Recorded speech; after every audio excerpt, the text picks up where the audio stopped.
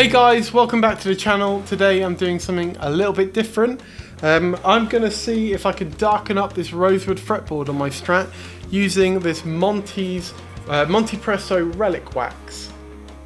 Just quickly then, this is my AVRI Strat, so it's American Vintage reissue. It's a 65 model from about 10 years ago. I've done a bit of a relic job on it previously. You can check out my full video on the guitar up in the cards.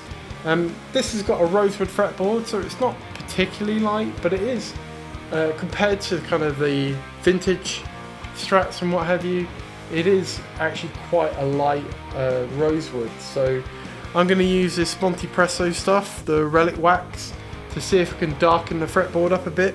I have used this stuff before. I've used it on all of the kind of worn patches on the guitar, on the back of the neck. Again, check that video out if you wanna take a closer look at that. I'm gonna see if we can make this nice and dark. Previously, when I've used this stuff, I've used it on some other guitars that I don't have anymore, on fretboards and what have you. I've always kind of put it on and not left it on for very long, and then taken it off again. And you know, it does a good job of conditioning the fretboard, but it didn't significantly darken the fretboard. So I want to see if I leave this on for, you know, up to 48 hours, which is what I'm planning to do, if it will make a bigger difference with this guitar. So yeah, come with me on this journey and we'll see how it goes. So first off, I've got to get these strings off. Got my trusty string winder. I'm going to take the neck off to keep it, you know, easy to do. Otherwise I'd have to try and wrestle with my entire guitar up here on my desk. So these strings probably would due a change anyway, and I've been thinking about going a bit of a different way with the string gauge. I usually just put 10s on my Strats, but I'd like to try setting this up in E flat with sort of 10 to 52 strings, see how that goes. So I might do that. My chair is incredibly noisy. I don't know if anyone else has ever bought one of these gaming chairs, but honestly, they cost a stupid amount of money and they're not that comfortable, if I'm completely honest. And yeah, this one creaks all the time, which is really annoying when you're trying to record audio. Right, let's dig out a screwdriver. There's my good one. Try and do this reasonably on camera.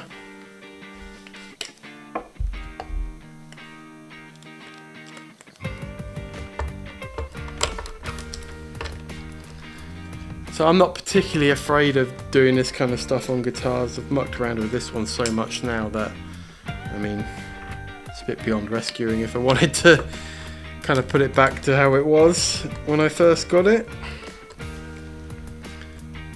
This is kind of my mod guitar, really. Albeit it is still fairly stock. Just that pick guard and covers, pickup covers that are changed. Although I quite fancy a set of those new Rabir Masad bare knuckle single coils. Maybe I'll give that a go at some point in the future. These have got the American Vintage 65 pickups in it right now. Yeah, right. Let's put that to one side.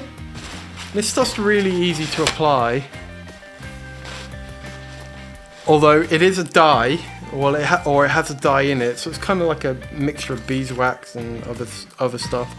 It's really good for your fretboard anyway. Although, you know, obviously don't use this on a maple like gloss board or anything like that. But yeah, it does have a dye in it, so you've got to be careful. That's why I put this, you know, paper towel down and what have you. So I really don't want to get it all over my desk. And then you literally just get some onto a paper towel, start rubbing it in. I'm gonna put a load on as well because, yeah, I want this to come out really dark if possible. I mean, I don't really know what the results are going to be after 48 hours, but I figured the more I put on the better. I'm probably going to do the back of the neck as well. The back of the neck's had some already, and it is darker, but you know, I'm trying to get it to look a bit more aged. The other thing about this stuff is it doesn't have to get underneath the frets as well. So when you do come to clean it off, you've got to really work underneath, almost underneath the frets, to make sure you get all of the extra crap off.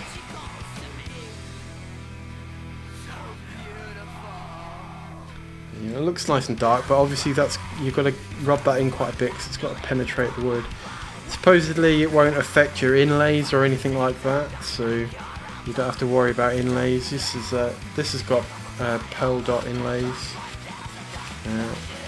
Probably got too much kitchen roll there. I'm going to try and not put it on the floor, stain the floor. I'll be in trouble.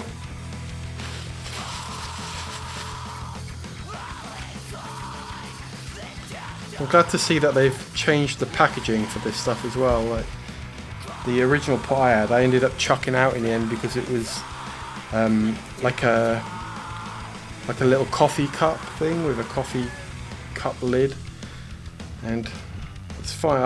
I get the idea, the Montypresso stuff, but after a while kicking around in the drawer, that box just started to fall apart. That coffee cup started to fall apart. So in the end, I had loads left, and I just binned it because it was a pain to have it kicking around. But yeah, it comes in a nice tin now. Don't exactly know where I'm going to put this for 48 hours, but cross that bridge when I come to it. So yeah, this, like I said, this is a particularly light bit of rosewood, and you know it is rosewood. You know, this is a guitar that came out long before all that Psyche stuff, and like made Fender move away from using rosewood, although I think they use it a lot more now. My Telecaster, that's a recent model, the Jason Isbell Telecaster, that's a rosewood fretboard. So, but yeah, it is quite a light rosewood, this one. So I'm really quite keen to see if this is going to darken it up nicely. And you'll see that, you know, I've barely used any of this, really. I've nearly done the fretboard once already. So you buy a pot of this, it's going to last a long time. And I'm just kind of getting it on there to begin with, and then I'm going to kind of, you know, rub it in a lot and make sure it's really in there. Nice.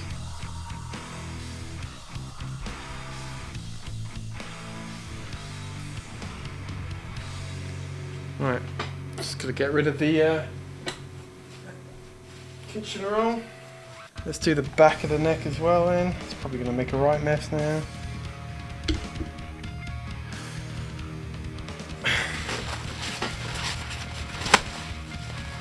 I say I've already put some on the back of this previously, and I don't know how well it'll show up, but you can kind of see, you know, it's darkened the maple.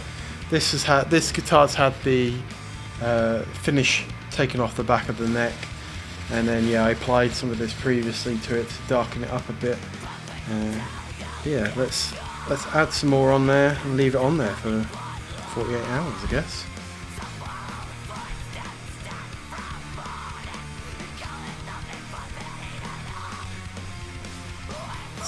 Kind of unfortunate looking stuff, this. Less said on that the better, I think. Just to make sure I get it right up to the sides as well.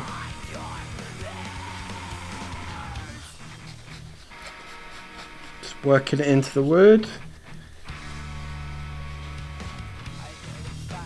Right then. Well, I've made a right mess. I reckon that's probably good for now, and I'm gonna check back in 48 hours. Wish me luck. 48 hours later. Alright guys, we're back after nearly a full 48 hours with the Monty's Relic Wax sitting on the fretboard and on the back of the neck. So yeah, we're going to take a look, see what the results are. Obviously we're going to clean it all off, buff it all off, and then yeah, we'll have a look. But before we do that, if you are enjoying the video, please do take a moment to like the video, and if you're enjoying the content on the channel, please do take a moment to subscribe. Cheers. Alright, so firstly, excuse the slightly different camera angle for this part on the neck. Having a bit of an issue with my tripod for mounting. So it's slightly different angle, but you know, hopefully you can still see everything. And I'm going to start just by getting rid of the excess. So here we go. I'm really intrigued to see what the results are going to be, having left it for so long this time. And it does, initially it does look a bit darker already. But yeah, it's going to take a little while, I'm not going to lie. Yeah. This time I've got myself a little rubbish bag to dump the extra tissue in.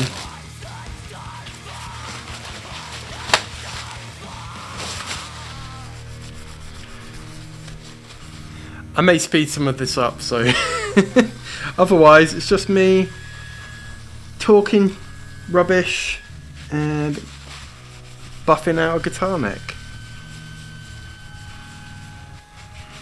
Well, one thing, it definitely hasn't stained the pearl dots, so that's good.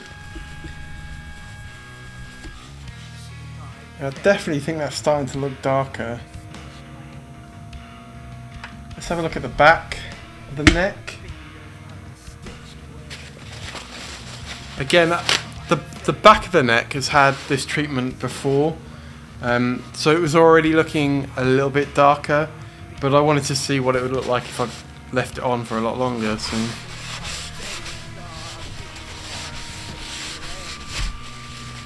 quite tough to get off. Oh, steady.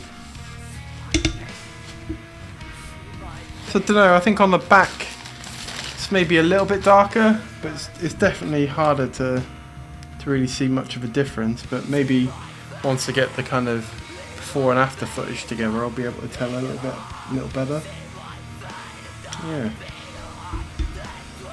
Like I say, this stuff really gets under the frets and everything, so it's quite a big clean-up job. So I'll probably speed a lot of this up. But the fretboard itself is looking really quite moisturised, and you know, looks like it's in really good condition. I'm just kind of getting my nail under the frets just to get any excess out from under there. You can see maybe a little bit comes off. I think actually looking at it, it probably has made more of a difference than I thought it would on the back. So before it was like, just looked a bit grubby from the first application I did previously, but now it kind of definitely looks darker. Although it does highlight where I didn't do a particularly good job of sanding the back of the neck.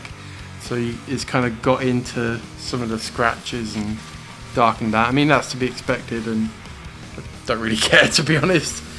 Yeah. Quite pleased with the result there, actually.